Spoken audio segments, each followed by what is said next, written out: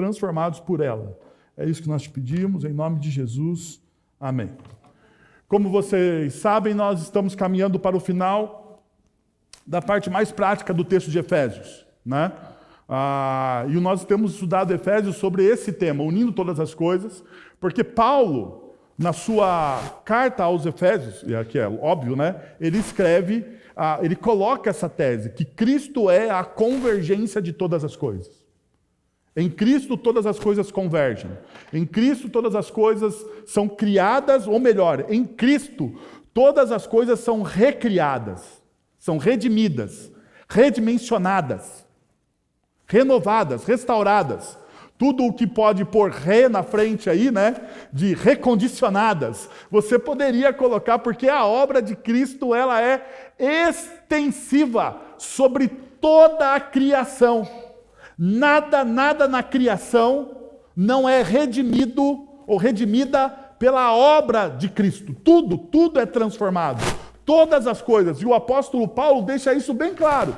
Todas as coisas visíveis e invisíveis em Cristo Jesus são redimidas, transformadas. Então, por isso que Paulo ele tem essa cosmovisão tão consolidada de que Cristo é a convergência de todas as coisas. E como nós sabemos que Cristo é a convergência de todas as coisas, os nossos relacionamentos não poderiam ficar de fora dessa renovação, dessa transformação, desta redenção.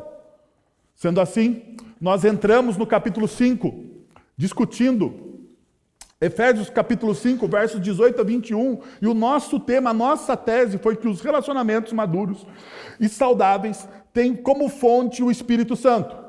E como eu tenho repetido domingo após domingo aqui, para que isso entre na sua cabeça, para que você, ao ler o texto de Efésios, lembre daquilo que eu falei para você. Paulo nos convida a não fugirmos, não fuja, nem crie atalhos, em vez disso, seja cheio do Espírito Santo. Verso de número 18, Paulo vai dizer, não embriaguem-se com vinho, não encham a sua cabeça com o vinho, mas encham-se do Espírito Santo. E é lógico, Paulo não é contra o vinho, pelo contrário. Em Timóteo, né, em outras cartas, Paulo fala que você até deveria tomar um pouquinho de vinho. No entanto, Paulo é contra o vinho como uma fuga da realidade, como uma fuga das responsabilidades. E aqui está o problema, né? Muitas vezes nós temos as fugas. No tempo de Paulo, talvez seria o vinho, no nosso tempo pode ser o celular e qualquer outro prazer. Qualquer outra coisa que faça com que a gente não encare a realidade como ela deve ser encarada. Com responsabilidade. Então Paulo fala, em Efésios capítulo 5, ao começar a falar sobre relacionamentos, ele diz, olha, a primeira coisa que você precisa saber é o seguinte, que você não deve fugir dos problemas. Se você deseja ter relacionamentos maduros, saudáveis, você não deve fugir dos problemas, você deve enfrentá-los. Para enfrentar esses problemas, você precisa estar cheio do Espírito Santo. E uma consequência disso, como nós vimos, é que ao estar cheio do Espírito Santo, você se esvazia de si mesmo. Quando você se enche do Espírito, automaticamente, você precisa abrir espaço para que o Espírito Santo trabalhe no seu coração, na sua vida. Tanto que em Tessalonicenses, Paulo vai dizer que nós não devemos apagar o Espírito Santo. Vocês não devem abafar o Espírito Santo. Recomendações finais da carta aos Tessalonicenses. Porque este é um movimento de santidade.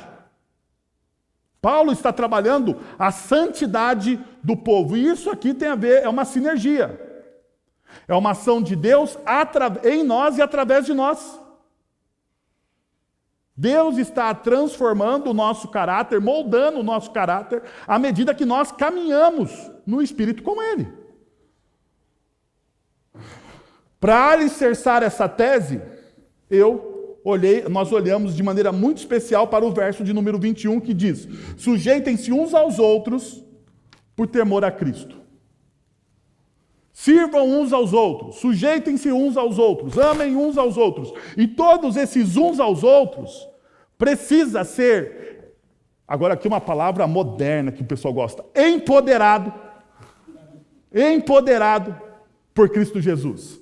Caso contrário, será mera religiosidade.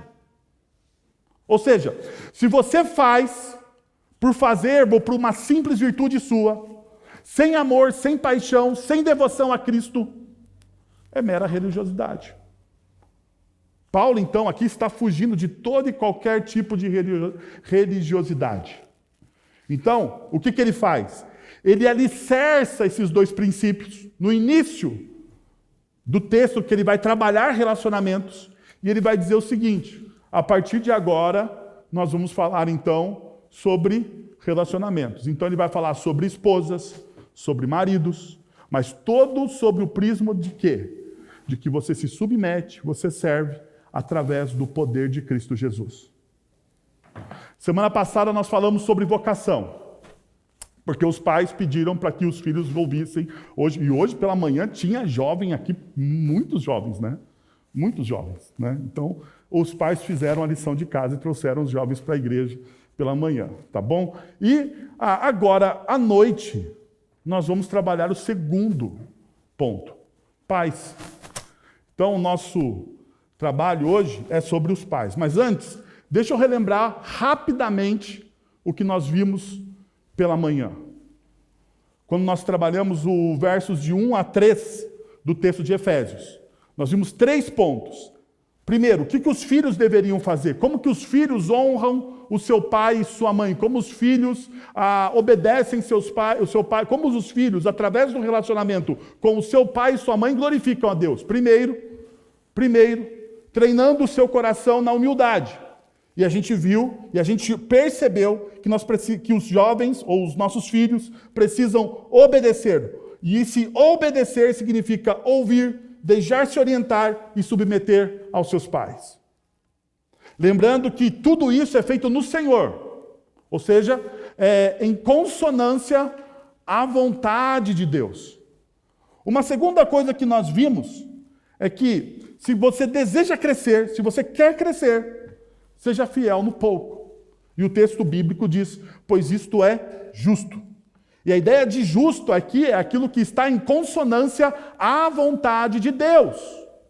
Ou seja, você obedecer os seus pais é a vontade de Deus. E isso treina o nosso coração para o crescimento. Por quê? Porque quando você deseja fazer grandes coisas, você deve começar pelo pouco. Como que eu treino o meu coração à obediência? Ouvindo os meus pais. Porque se eu quero obedecer a Deus, primeiro eu preciso obedecer a quem? A quem eu vejo, a quem eu percebo, aos meus pais. Terceiro, nós vimos, quer prosperar, confie, entregue-se. E daí nós vemos duas promessas. Para que tudo te corra bem, ou seja, honra o teu pai e tua mãe, para que tudo te corra bem e tenhas longa vida sobre a face da terra. Duas coisas que Paulo coloca de maneira enfática aqui ao final do texto. Você será abençoado, e lembrando que não é a bênção que a gente quer, é a bênção que a gente precisa. Deus não trabalha com os nossos desejos, Deus trabalha com as nossas necessidades. Deus é um pai maravilhoso. E por ser um bom pai e um pai maravilhoso, ele dá exatamente a medida daquilo que nós precisamos e não a medida daquilo que desejamos. Porque, segundo o texto bíblico, os nossos desejos podem ser um laço para o nosso coração. Pode ser uma pedra de tropeço para a nossa caminhada. Então, Deus nos livra dos nossos maus desejos e dá exatamente aquilo que eu preciso. Sendo assim, Deus me abençoa, não com a minha prosperidade ou com a minha perspectiva de prosperidade, mas com a prosperidade dele. Em segundo lugar, nós vemos segurança, porque o texto diz que tenhas longa vida sobre a terra. Ou seja, Deus vai cuidar de todos os detalhes nas nossas vidas. Isso significa que quando nós nos tornamos obedientes, nós experimentamos o quê? A boa, perfeita e agradável vontade de Deus. A boa, perfeita e agradável vontade de Deus tem a ver com esses dois prismas aqui que nós trabalhamos. Então, se você deseja se aprofundar no que nós falamos pela manhã, o que você faz? Vai nas nossas redes sociais, clica lá no vídeo ou no podcast e você vai ouvir o que a gente pregou pela manhã, ok? Mas hoje, agora à noite, a gente vai continuar o texto. E nós temos apenas um versículo para discutir nessa noite, o versículo de número 4. Então, mais uma vez, você perceba que Paulo ele usa 3 versículos para falar com os filhos, e agora ele vai usar um versículo para falar com os pais. Ele vai dizer exatamente o seguinte: pais, não irritem seus filhos, antes criem-nos segundo a instrução e o conselho do Senhor. Pais, não irritem os seus filhos. Antes de tudo, vocês devem criá-los na instrução e na admoestação do Senhor. Parece pouco, mas é muito. Né? Parece pouco, parece que você fala assim, mas só isso? Os pais devem fazer só isso? Mas calma aí. Primeira coisa que a gente precisa entender dentro da dinâmica familiar. Um estudioso, um sociólogo cristão, ele disse o seguinte, em um dos seus livros sobre a influência de pais sobre filhos. Ele diz o seguinte: a influência social mais importante na formação da vida religiosa dos jovens é a vida religiosa modelada e ensinada a ele por seus pais. E daí aqui talvez seja a palavra mais pesada que eu tenho tanto para mim quanto pai, quanto para você. O fracasso ou o sucesso da espiritualidade dos seus filhos está nas suas mãos.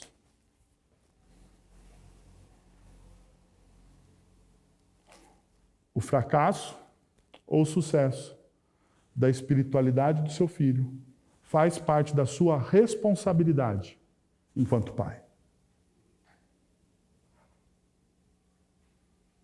Não quer dizer que se você for um excelente pai, o seu filho não se desviará, porque algumas coisas pertencem ao Senhor. O que eu estou dizendo é que assim como na santidade nós temos participação na obra que Deus está fazendo nas nossas vidas, na criação dos nossos filhos, nós temos participação naquilo que Deus está fazendo na vida deles. Então, todas as crianças que são confiadas a nós, daí eu dou uma amplificada aqui.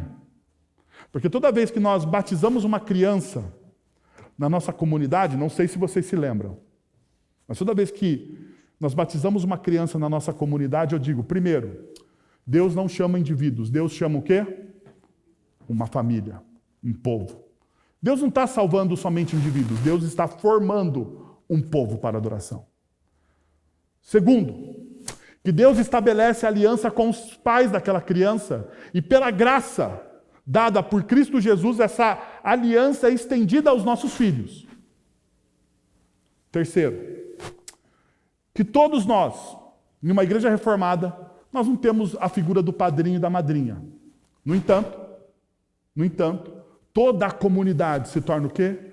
Responsável pela vida daquela criança.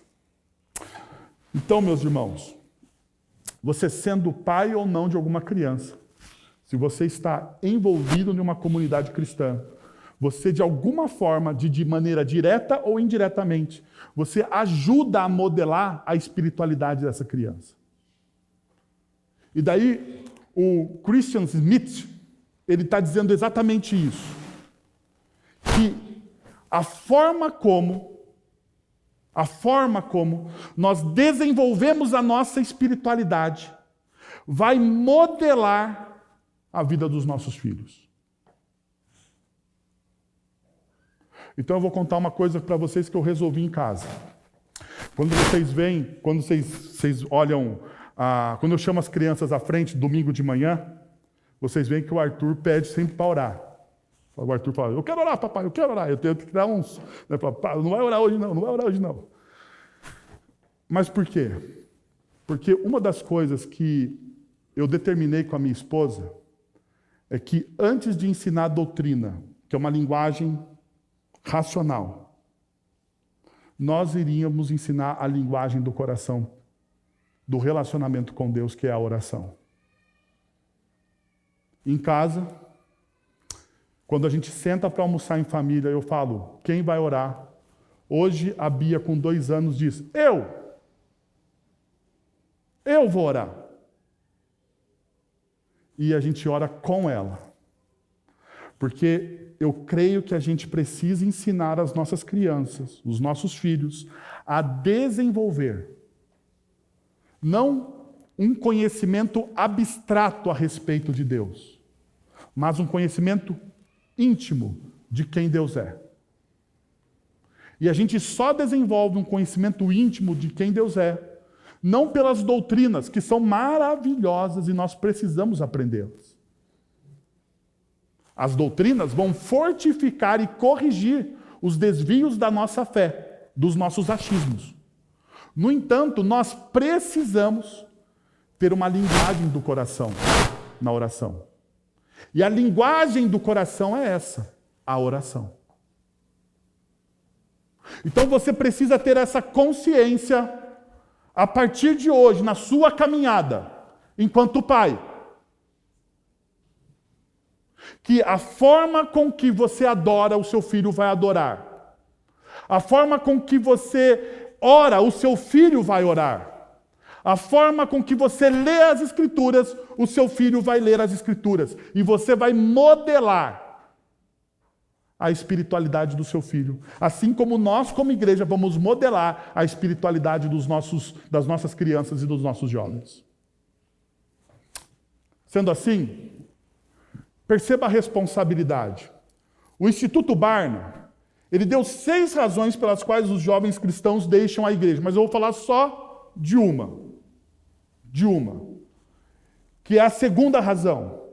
A experiência de adolescentes e jovens no cristianismo é superficial. E olha o que diz a pesquisa. 1/3 disse que a igreja é chata, 31%, enquanto desses jovens, um quarto desses jovens disse que a fé não é relevante para a minha carreira ou interesse, 24%, ou que a Bíblia não é ensinada com clareza ou frequência suficiente, 23%. Infelizmente, 1/5 desses jovens que frequentaram uma igreja na adolescência disse que Deus parece estar ausente na minha experiência na igreja. E aqui está a nossa responsabilidade.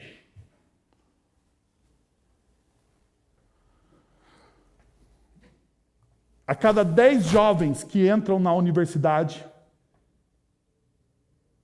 6 se afastam do Evangelho. A cada 10 jovens cristãos que entram em uma universidade, 6 se afastam do Evangelho. Por que isso acontece? Aqui está a nossa responsabilidade enquanto pais e educadores. Quando eles dizem, não entendo o Evangelho com clareza, nossa responsabilidade. Quando eles dizem, a igreja parece um lugar chato, nossa responsabilidade. Mas a igreja tem que se amoldar à cultura de maneira nenhuma. Mas a igreja, a comunidade precisa fazer o quê? Sentido àquelas pessoas. Nós não precisamos vestir a roupa da moda para fazermos sentido. Não precisamos. Mas nós precisamos fazer sentido. Quando um jovem ou uma criança olha para a nossa prática, e aqui está a questão da ausência de Deus.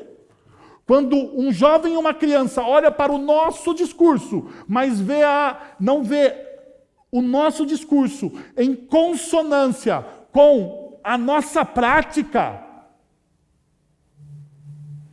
parece que Deus está ausente das coisas. Parece que nós adoramos e falamos sobre alguém que é meio displicente, sabe? Porque, afinal de contas, ele não toma conta da sua própria igreja. E, mais uma vez, a responsabilidade recai sobre quem? Sobre nós. Então nós precisamos olhar para isso. E com muita reverência, temor e tremor, eu queria dar 2 caminhos para a gente trilhar nessa noite. Enquanto pais, educadores, responsáveis, membros de uma comunidade. Primeiro, veja, transforme-se em um mentor, não em alguém que desencoraja. Transforme-se em um mentor. Pais, não irritem seus filhos. É interessante que Paulo ele repete esse mesmo conselho aos Colossenses. Colossenses capítulo 3, verso de número 21.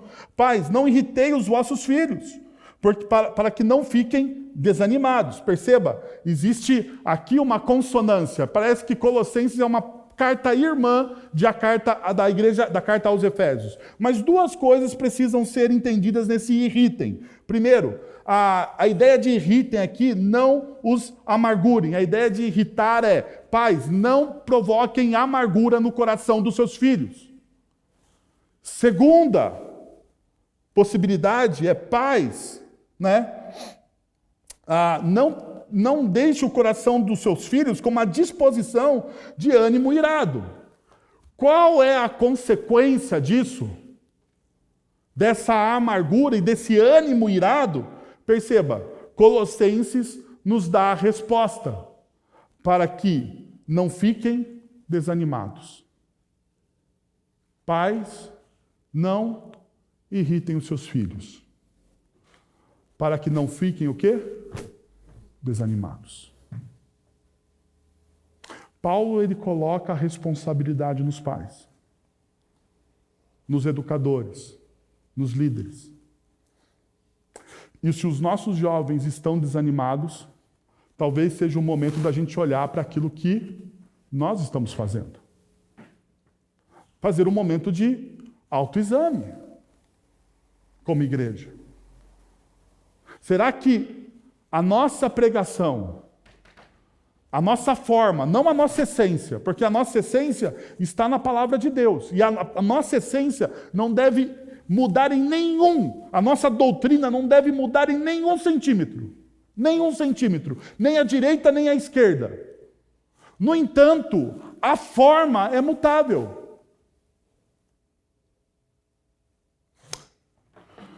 Mas vale-se então a pergunta: qual é esse tipo de amargura que cria o desânimo? Deixa eu dar algumas dicas aqui para vocês. Primeiro, não considerar a idade e a maturidade da criança ou do jovem. Quando a gente menospreza a idade e a maturidade deles, isso os irrita. Eu sei que muitas vezes a gente fala sem pensar, mas a gente fala assim, não, mas isso aqui é bobagem do jovem. Você olha para uma ideia mirabolante que o seu filho adolescente teve, e ao invés de você ouvir com atenção, você diz, mas isso aqui é uma besteira. Você não sabe do que você está falando, e talvez ele não saiba mesmo. Mas não basta você ouvi-lo? Uma segunda coisa, ou um segundo aspecto, é comparar com outros. Mas o filho de Beltrano, eu queria que você fosse como fulano. Olha, se você fosse como ciclano, você seria perfeito. Quantas vezes a gente compara os nossos filhos com os outros filhos? Porque, afinal, a grama do vizinho é mais verde. Algumas pessoas chegam para mim e falam assim, nossa, mas o Arthur é tão educadinho. Eu falei, você não viu lá em casa. O Arthur é tão bonzinho. Eu falei assim, porque ele é bonzinho fora. Eu eduquei ele para ser bonzinho fora, porque em casa ele é um terror. Mas a grama do vizinho é sempre melhor do que a nossa. E quando nós verbalizamos isso aos nossos filhos, eles desanimam. eles desanimam. Uma outra realidade, ou um outro ponto, é a falha no ensino consistente. Muitas vezes nós não temos paciência para ensinar os nossos filhos. Nós terceirizamos as responsabilidades que são nossas. Nós terceirizamos a responsabilidade de educar os nossos filhos à escola. Nós terceirizamos a responsabilidade de ensinar a espiritualidade cristã aos nossos filhos à igreja. E nós não assumimos a responsabilidade que é nossa. Que é nossa.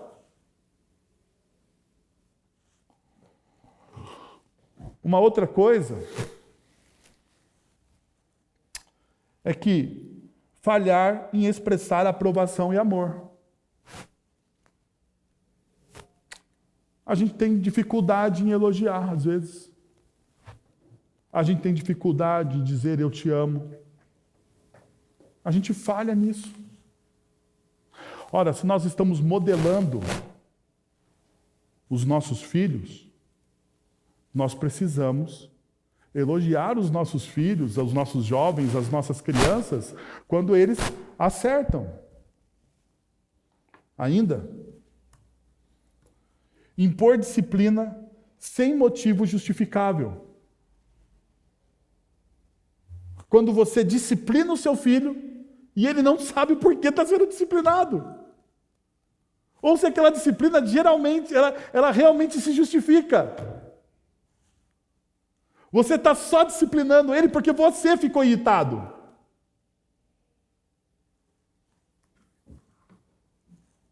Pressioná-lo a seguir os seus objetivos pessoais.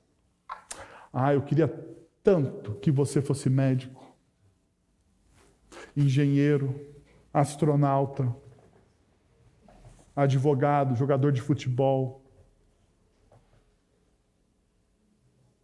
Já parou para pensar que a gente fala assim com os nossos filhos?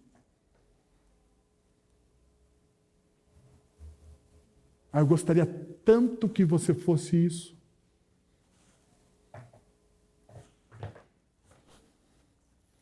Ao invés de você incentivar que ele seja a melhor versão dele mesmo. Você quer que ele seja a melhor versão de que você não foi. Você fracassou na sua perspectiva e você quer impor ao seu filho aquilo que você não fez na vida. Na verdade, você está oprimindo ele. Por último, eu gostaria de te levar uma reflexão que eu fiz enquanto eu pensava sobre esses aspectos enquanto pai. Quantas vezes, como pai, minhas atitudes se assemelham às de um mestre fariseu, impondo demandas além dos ensinamentos da palavra de Deus. Você parou para pensar nisso? Que quantas vezes eu me assemelho muito mais a um fariseu que tenta assustar a pessoa ao invés de provocar. Lembra que a gente faz isso. Olha só, não faz isso porque papai do céu não gosta. A gente nem sabe se está na Bíblia ou não, mas a gente diz, né? Para ganhar uma autoridade a mais no negócio, você fala assim, papai do céu, olha, papai do céu está triste, acabou de sair uma lágrima dele. E a gente faz assim, achando ou tentando comover a criança para fazer aquilo que a gente quer, mas a gente não sabe se aquilo está nas Sagradas Escrituras ou não. A gente coloca um peso que nem Deus coloca sobre nós. E nós nos tornamos então o quê? Mestres fariseus. E daí nós precisamos lembrar de Mateus capítulo 23, verso de número 4, quando Jesus diz: eles atam fardos pesados e os colocam sobre os ombros dos homens, mas eles mesmos não estão dispostos a levantar um só dedo para movê-los.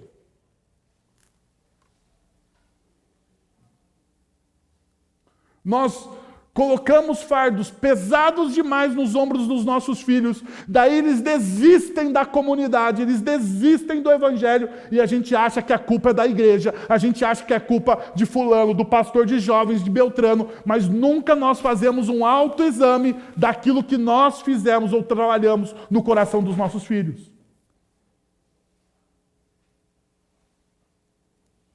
Porque ao invés de nós darmos aos nossos filhos o evangelho de Jesus, nós entregamos aos nossos filhos religiosidade, espiritualidade vazia, regras e mais regras.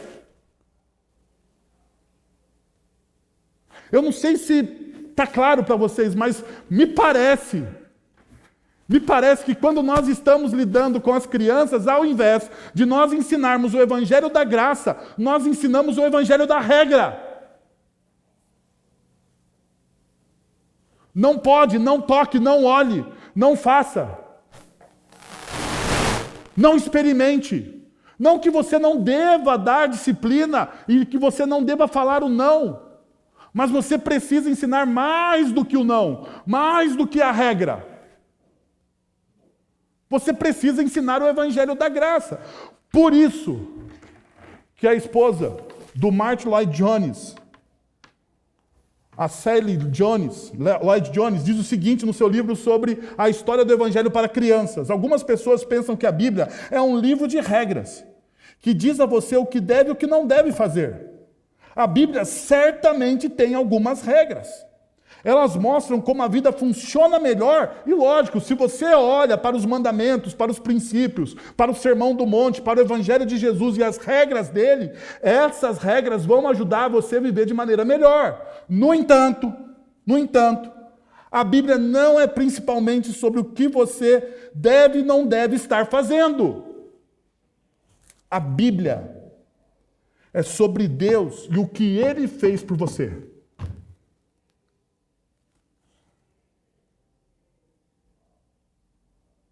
A pergunta é: que tipo de evangelho nós estamos entregando aos nossos filhos? Que tipo de evangelho nós estamos dando aos nossos filhos? O evangelho das regras?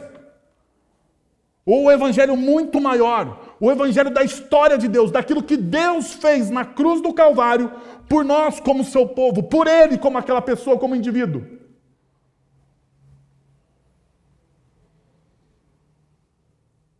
Qual é a qualidade do evangelho que nós estamos entregando aos nossos filhos?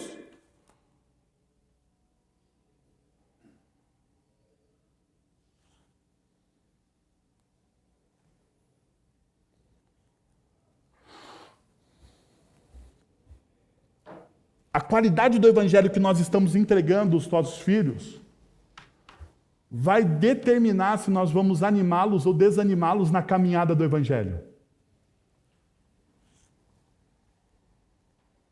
Então, você é chamado para ser mentor do seu filho. Você não é chamado para ser um desanimador do seu filho. Você é chamado para ser mentor do seu filho. E não um desanimador. Pais, não irritem os seus filhos. É um chamado à mentoria. A ganhar autoridade. Mas aqui tem um porém. Para você entregar um bom evangelho aos seus filhos, para nós entregarmos um bom evangelho às nossas crianças, aos nossos jovens, aos nossos adolescentes, nós precisamos conhecer o evangelho.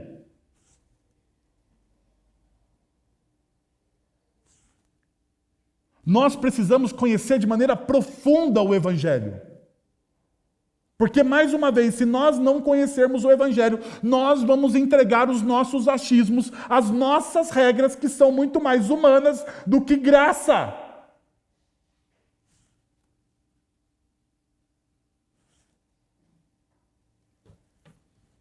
Segundo ponto. Pais são chamados a desempenhar 3 papéis. Então, se você deseja ser um mentor, do seu filho, se você deseja ser um mentor das nossas crianças, dos nossos jovens e dos nossos adolescentes, deixa eu falar para você. O texto bíblico de Efésios me chama a desempenhar 3 papéis. Quais são esses papéis? Criar, disciplinar e instruir. Olha o que o texto bíblico diz. Antes, criem segundo a instrução e o conselho do Senhor. A revista atualizada, a Almeida Revista Atualizada, diz assim: mas cria-os na disciplina e na admoestação do Senhor. Então você percebe que ambas as traduções, apesar de pequenas divergências, eles colocam os verbos numa intencionalidade daquilo que você deve fazer pelo seu filho. Primeiro, você deve criá-lo. E a ideia de criar aqui, a palavra criar aqui, não faz justiça à noção expressa pelo verbo. Paulo usa este verbo em Efésios capítulo 5, verso de número 29, no sentido de prover, alimentar, nutrir. Você deve prover, alimentar e nutrir o seu filho. E aqui são todos os aspectos. Todos os aspectos. Você deve prover, alimentar e nutrir o seu filho emocionalmente, espiritualmente, fisicamente, financeiramente. Nós devemos apoiá-los em todas as esferas para o seu crescimento. Nós devemos então também, diz o texto bíblico, instruí-los. Instruí-los. Carrega a ideia de ensino, aconselhamento, advertência ou aviso. E talvez instrução verbal. Aqui está uma das coisas mais difíceis. Porque talvez, quando a gente fala de criá-los, a gente fala de nutrir, a gente está falando de coisas que talvez a gente faça. Mas aqui, instrução tem a ver com aquilo que... com o tempo. Que é o bem mais precioso que nós temos. Que é o bem que é... O tempo que eu tenho é meu. Eu não consigo transferi-lo a ninguém.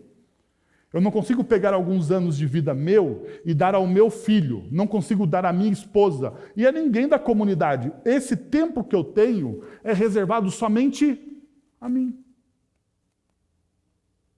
Eu não dou a mais ninguém. Então eu preciso saber muito bem como fazer o quê? Como investir o meu tempo. Como investir o meu tempo. Então, muitas vezes, nós investimos o nosso tempo para quê? Para dar coisas boas aos nossos filhos, trabalhando demais. E trabalhamos, e trabalhamos, e trabalhamos, e trabalhamos, e trabalhamos, e damos, e damos, e damos, e compramos, e compramos, e compramos, e damos o melhor colégio, nós damos as melhores viagens, nós damos as férias boas, nós damos os melhores brinquedos, nós damos os melhores, os melhores, os melhores, no entanto, nós esquecemos do principal. Instruí-los. E instruir alguém demanda o quê? Tempo. Tempo. Você paga uma professora para instruir o seu filho nas matérias do conhecimento. Em ciência, matemática. Então ela tem um tempo onde ela gasta com o seu filho para instruí-lo. Não é isso? Ok. Só que quando você investe tempo no seu filho, o que você ganha?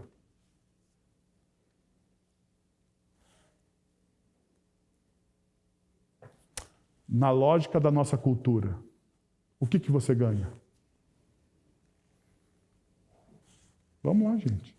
Vocês querem que eu sente ali para esperar você processar e pensar? O que você ganha? Na lógica da nossa cultura, o que você ganha? Nada. Nada. Na lógica da nossa cultura, você ganha absolutamente nada. Porque na lógica da nossa cultura, o tempo é o quê? Dinheiro. Ou seja, se você não vai ganhar dinheiro com o seu tempo, logo você não ganhou absolutamente nada. Agora, a Bíblia me ensina que o tempo com o meu filho é investimento para as próximas gerações. Que o tempo para meu filho não é nada, é ganho. É ganho. Qual foi a última vez que você teve uma conversa séria, olho no olho, tempo, com o seu filho? Qual foi a última vez que você perguntou quais são os sentimentos que passam no coração dele? Qual foi a última vez que você perguntou para ele quais são os medos que ele tem? Filho, você tem medo do quê?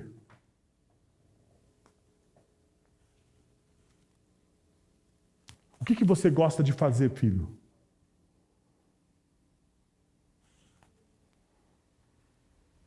Para que time que você torce?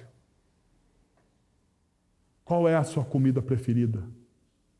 Qual o seu doce preferido?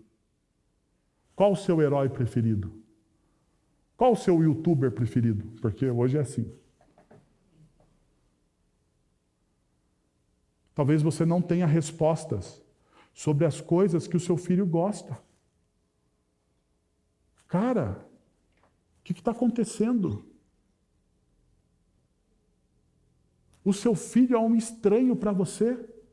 É isso mesmo que você está me dizendo? O seu filho, a sua filha, é um estranho para você? É um desconhecido?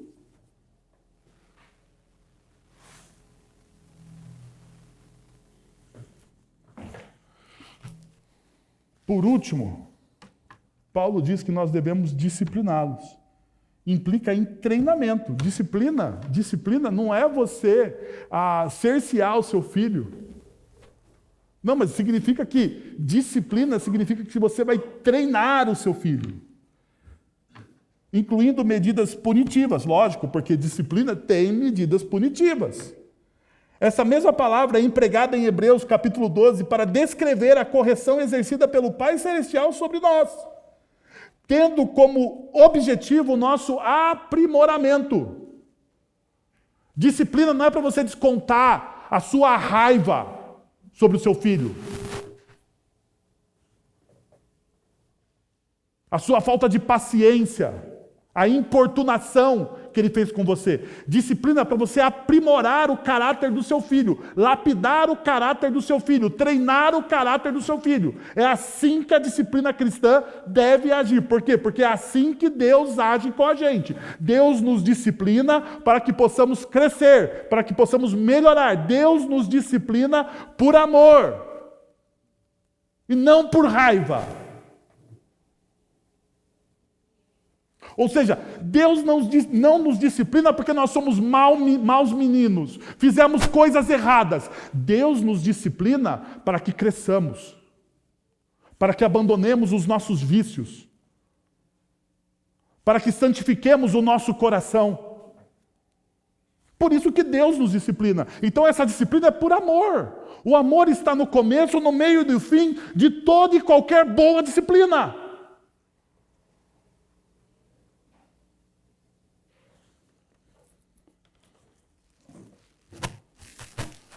Quando Paulo fala desses termos, Paulo está pensando em Deuteronômio capítulo 6, versos de 5 a 7. Quando diz: ame o Senhor, o seu Deus, de todo o seu coração, de toda a sua alma e de todas as suas forças. Que todas essas palavras que hoje lhe ordeno estejam em seu coração. E ensine-as com persistência aos seus filhos, conversando sobre elas quando estiver sentado em casa, quando estiver andando pelo caminho, quando se deitar e quando se levantar. Perceba o que o texto bíblico nos ensina.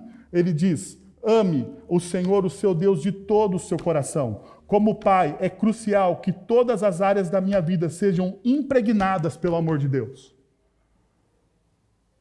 se eu desejo ser um bom mentor, se eu desejo ser um bom pai, se eu desejo influenciar positivamente os meus jovens, as minhas crianças, os meus adolescentes, seja eu pai ou um líder de jovem adolescente dentro de uma comunidade cristã, é crucial que todas as áreas da sua vida e da minha vida sejam impregnadas pelo amor de Deus. Encharcadas pelo amor de Deus.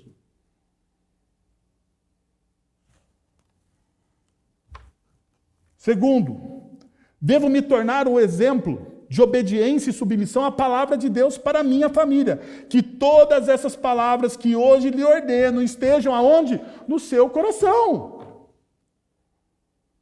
E perceba, não é na sua mente. Não é só cognitivo, é emocional, é no seu coração. Não é um conhecimento abstrato, mas é um conhecimento prático, é uma vida prática, é uma caminhada com Deus.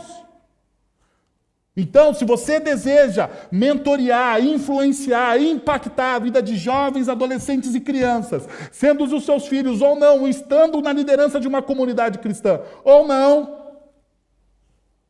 você deve ser um exemplo de submissão na palavra de Deus.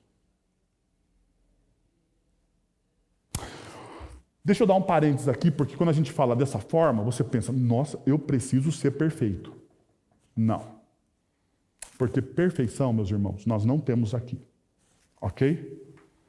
Não temos. E se você é perfeito, você está no lugar errado. Você já deveria estar no céu. Certo? Então, se você se acha perfeito, você não deveria estar aqui, você deveria estar no céu. Você esqueceu de ser arrebatado em algum momento da sua história. Quando eu falo ser um exemplo aqui, é ser íntegro. Ou seja, é você reconhecer as suas falhas, fazer autoexame e corrigi-las. E caminhar positivamente, propositivamente para frente, olhando para aquilo que Deus deseja que você se torne em Cristo Jesus. Então é isso que eu estou falando para vocês aqui.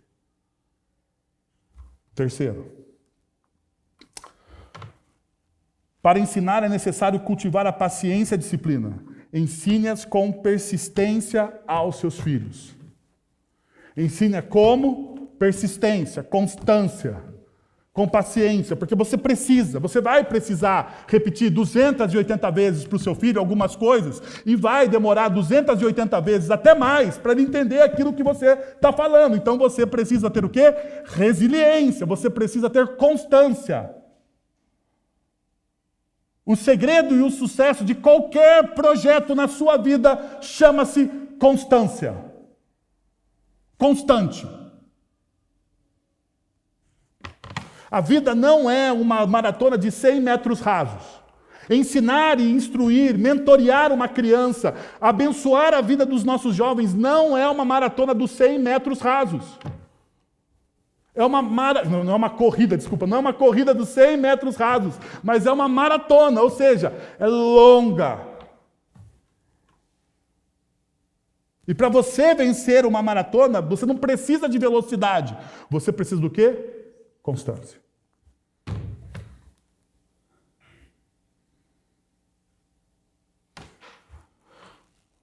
Por último, é essencial nutrir relacionamentos profundos e enraizados na palavra.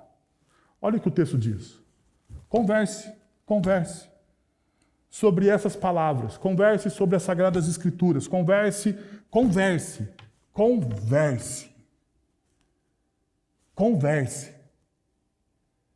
Sabe, você tem que tirar da mão do seu filho o bendito celular. Eu estou na campanha. Destruamos os celulares. Vamos começar a campanha.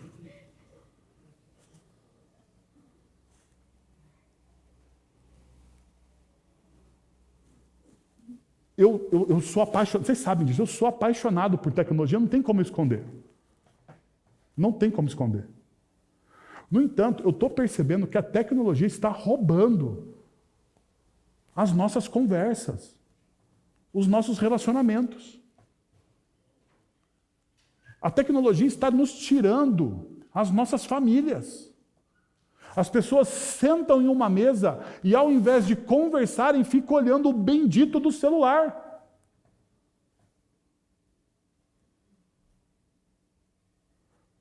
Ao invés de conversar, ou estão vendo uma rede social que nada lhe interessa naquela rede social, a não ser pecar de inveja pelos outros que têm aquilo que você não tem. Ou você está jogando aqueles joguinhos que não vão levar a lugar nenhum.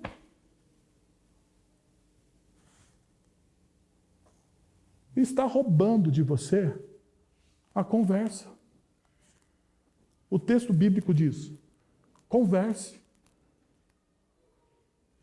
O texto bíblico não está dizendo para você sentar em uma cadeira e dizer para o seu filho: filho, vamos agora estudar aqui o breve catecismo. O texto bíblico está dizendo para você sentar.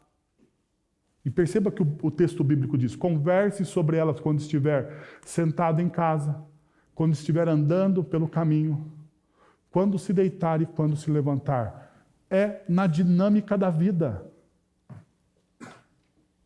Na dinâmica da vida.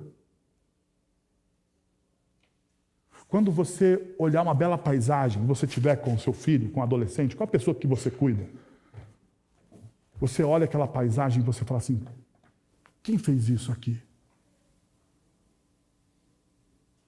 Quem fez isso? Quem criou essa coisa que nós estamos vendo? Cada animal. Cada pôr do sol. Quem fez esse pôr do sol?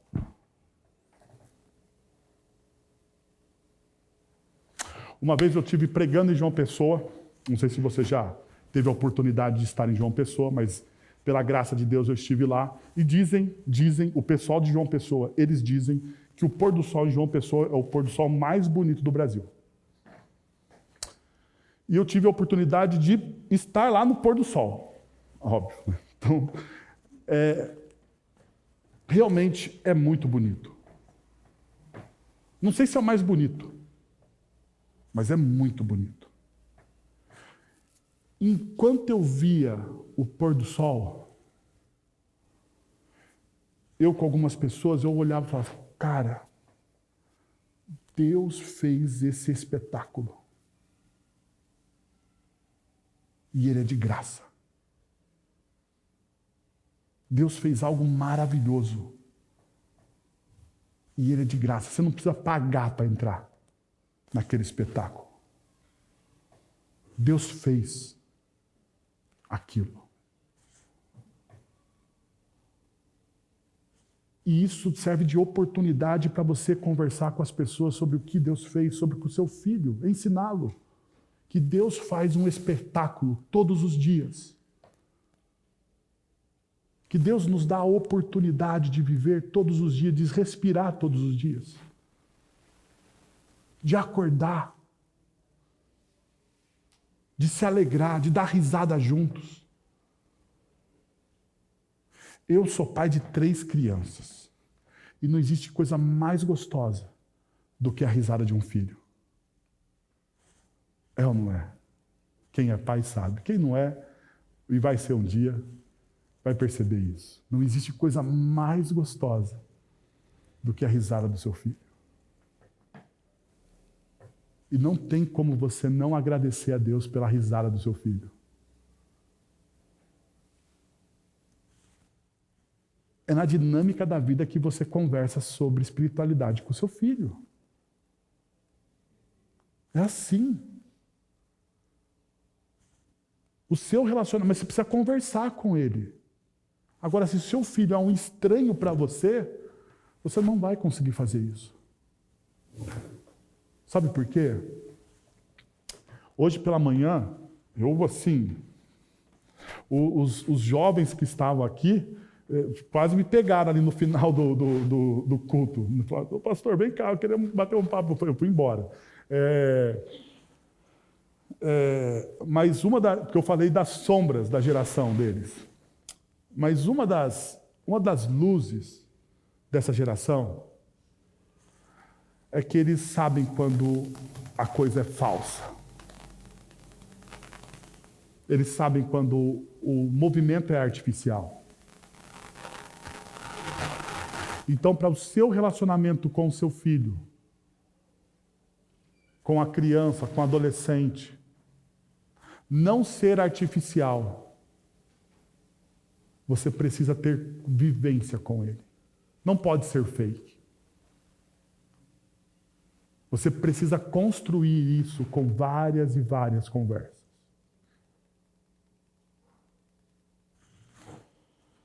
Quero convidar você, pai, a um movimento. Pai e mãe. Pais, não busque apenas ser amigos de seus filhos. Transforme-se em mentores. E assim restaurem uma relação de cuidado, influência e autoridade. Nos últimos anos, a cultura secular tem dito que nós precisamos ser amigos dos nossos filhos. Não. Eu sou contra isso, porque isso é contra as Sagradas Escrituras. Nós precisamos ser mentores dos nossos filhos. Não somos amigos. Somos mentores. Amigos são as pessoas da própria idade que ele tem. Eu sou o mentor do meu filho. E é isso que eu busco ser. E eu quero convidar você a mesma coisa. Para que a sua família seja transformada. Porque no processo de mentoria, você cresce. Vamos orar? Pai, nós queremos te agradecer por essa palavra, pela tua graça, pela tua misericórdia, pelo teu amor em Cristo Jesus. Queremos te agradecer, ó Deus, porque, apesar das nossas falhas, ó Senhor, das nossas imperfeições, o Senhor continua nos amando, nos disciplinando, nos aprimorando, trabalhando no nosso coração com o teu Santo Espírito. Nós queremos te agradecer, ó Deus, porque o Senhor nos deu, como igreja, jovens, crianças, adolescentes. E queremos te pedir, Pai, que em nome de Jesus, o Senhor derrame do teu poder e da tua graça sobre nós, para que possamos mentoreá-los para a honra e glória do teu nome. Nos ajuda nessa missão, Senhor. Em nome de Jesus. Amém. Meus irmãos, nós estamos chegando ao final do nosso encontro. Eu gostaria de convidar você a se colocar em pé. Se você está aqui pela primeira vez, seja muito bem-vindo. Sinta-se abraçado. Se você ainda não deixou o seu contato com a gente, por favor, faça isso. Deixe o seu contato ali para a gente poder conversar, continuar falando sobre o Evangelho. É o que a gente mais gosta de falar, de conversar. Ok? Então faça isso para a gente poder trocar essa ideia. Vamos receber a bênção e nos despedir. Pai, muito obrigado por tudo que o Senhor fez. Derrama da tua graça e do teu amor, Senhor. Agora, irmãos, que a graça de nosso Senhor e Salvador Jesus Cristo, o amor de nosso Deus e Pai, o conselho, o consolo, o poder e a ação poderosa do Santo Espírito de Deus esteja sobre vocês agora e pelos séculos dos séculos. Amém. Deus abençoe você grandemente durante a semana. Nos vemos no próximo domingo, se Deus assim permitir.